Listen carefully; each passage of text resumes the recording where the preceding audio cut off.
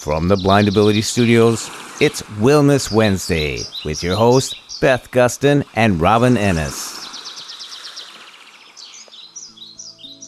Well, welcome back to Wellness Wednesday. My name is Beth Gustin. I'm a licensed professional counselor in Colorado, and I'm here with Robin Ennis, a licensed clinical social worker in Colorado. Hey, everyone. Today's topic is going to be a continuation of our topic a couple of weeks ago where we talked about school bullying. And so today we're going to talk about bullying in the workplace. Like we mentioned before, there's a difference between harassment and bullying. Harassment is more so illegal, and it's really based upon a protected class. Whereas bullying, unfortunately, is not illegal, and it's harder to have somebody face the consequences for it. I think that's really important, especially as we're discussing bullying in the workplace, because it can be more uncomfortable to bring it up to someone if it's happening to you. And there's different types of bullies according to some sites. So bullying may not look as overt as someone screaming and yelling and being verbal towards a person. It can be someone who is being more critical, and no matter what you do or how many hours you work, it's not good enough. It can come in the form of emails from a boss or a coworker or a peer or someone who even is a different position that's lower level than yours. It also can look like maybe someone not giving you enough information to do your job. And so you can't do the job well, not through anything you're doing, but because you don't have information to do it because they're withholding something. And it can also look like someone who's kind of really nice to you, but then undermines what you do. Yeah. So bullying can look a lot of different ways, and it may not be as openly noticeable depending on how the person is bullying you at the workplace. Right. Yeah. And I read an article where it said that bullying in the workplace is on the rise, unfortunately. And so I read that too. Yeah. And I think it's about 30% of individuals in the workplace have reported bullying. And it's very unfortunate because, like I mentioned in the last podcast, is I try to offer that hope to children as they get older, that it's the hope that people see the error of their ways. But in some situations, it's really not the case. It can be really hard, like you said, Beth, to prove in the workplace because it can be very, very subtle. And also, too, I think that it can be isolating as well, because when you're an adult, you have responsibilities, you have bills to pay. You can't necessarily feel like you can leave a workplace. So that can be more feeling like you're more so trapped and having to endure that negative behavior that they're facing in the workplace. I think a couple things. If you can leave a job and find a new one, that's encouraged.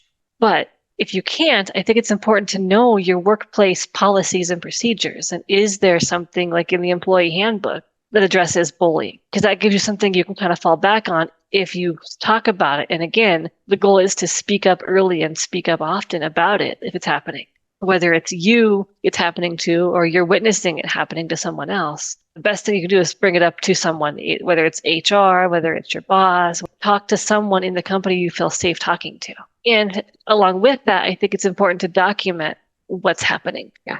So document day and time and incident, just so that you have a history of what's going on for you, so that when you do bring it up, you can say, well, this, and this happened. And, here's why I want to bring it up, and here's how it's making me feel. And those can be really hard, vulnerable conversations to have, but it's not going to stop if someone doesn't say something. Exactly. And if it's happening to you, then more than likely it's happening to somebody else. So that's exactly right. It's not going to stop. And it can be scary to speak up, especially if you feel like you're being bullied by somebody in power. But weigh the pros and cons of, okay, what will happen if I don't speak up? And Beth, like you said, finding that person that you feel safe. The key word is safe talking to help you navigate such a scary, intimidating channel. I feel even in going remote, there's a lot of remote work now. Bullying can still happen even though you're working remotely. So just because you're working from home, it doesn't mean that people aren't still facing those same type of intimidating behaviors that they did before. if you think about it, if you can stick it out in your workplace, if you feel like it's worth staying and that you want to try and figure it out, like Beth said, look at your policy handbook, really try and know your company and how they handle those types of things. And if it is harassment, then that is something, again, that is quite different, and that really all companies have a harassment policy. So if you feel like that goes beyond bullying and that you're being harassed on as a protected individual, it's important that you take those measures as well. Something else that's helpful, this is a little bit off the subject of in the workplace, but outside your workplace, having really good self-care and having really good support from friends or family or a partner so that you do what you can to reduce the impacts the bullying is having on you. Because it can be very isolating. It can cause depression. It can cause not wanting to go to work. It can have a whole ripple effect of ways it affects you. It can make you physically sick. And so having really good self-care when you're not at work is going to help you be able to continue going to work if you can't leave that job until you can get some support through work. Yeah. Have you seen the movie Office Space? Yes. That movie came to mind when it comes to workplace bullying. And so for those of you who haven't seen Office Space, is with Jennifer Aniston, and I don't know the individual who has the speech disability, but he is being bullied by his supervisor. And so he actually ends up being fired, but he doesn't know that he's being fired, and he still comes to work every day and not being paid. And they keep moving his desk to different places to where it ultimately ends up being in a closet towards the end of the movie. But that's a prime example of bullying. It didn't come in the form of physical aggression or even overt verbal aggression. It came in more of the relational or social aspect of it. They kept manipulating him and slowly moving him in different places of the building and not paying him and having him do work for them. I think that going off of not only the individual who's being bullied, but supervisors, really check in with your team and know your employees and know what is going on around you, and making sure that everybody has a level playing field, a productive and safe environment to work in, because nobody deserves to be treated that way, especially when they're trying to earn a living and trying to give back to society. Absolutely. You're not alone. This is on the rise. It's happening a lot more than it used to. Happens if you're remote or in person. And in terms of support, check in with your employer, see if they have an employee assistance program where you can seek therapy that way, or through your own insurance if you don't want to go to your employee assistance program. It can help having that objective opinion as well.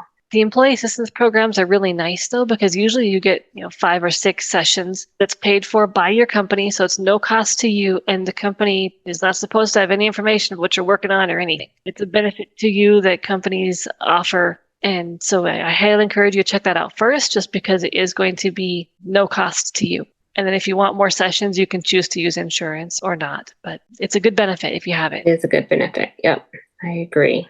Well, anything else that you want to mention, Beth, that we didn't talk about? No, I think the biggest takeaway is talk to somebody. Yeah. Talk to somebody. Yeah. It doesn't feel good, and you are not what the bully says you are. Mm-hmm. It doesn't define you. Just remember that it's about them, not you. I know it doesn't feel that way, but it's not about you. Nope. There's a saying that they use with domestic violence perpetrators. It's not being out of control, but really wanting the ability to control. And so that's the aspect of bullies, right? They're not being out of control, but they want to have that ability to control, because that is one thing that they feel like they can have power over. And so it's correct. It's not you. It's about them and what they're going through in that moment. And so unfortunately, you can't take that responsibility and try and change somebody and hope that they change. They have to be able to do that. All you can just do is try and figure out how you can react in that situation. Exactly. Thank you again for joining us for this episode of Wellness Wednesday. And we are back in November. Drawing a blank on the topic. I apologize. Well, I think we were going to talk more about, since it's Thanksgiving time, about being grateful or gratitude. Yes, gratitude. That's right. Yep. So until then, everyone, and as we mention every podcast, write in, call in, whatever it may be, we really want to hear from you. We want to know what you would like us to talk about. Exactly. If it's within our ability to do so, we will do so. Yes. All right. Take care. You can send Beth and Robin a message at 612-367-6093 or by email at info@blindabilities.com. They'd love to hear from you.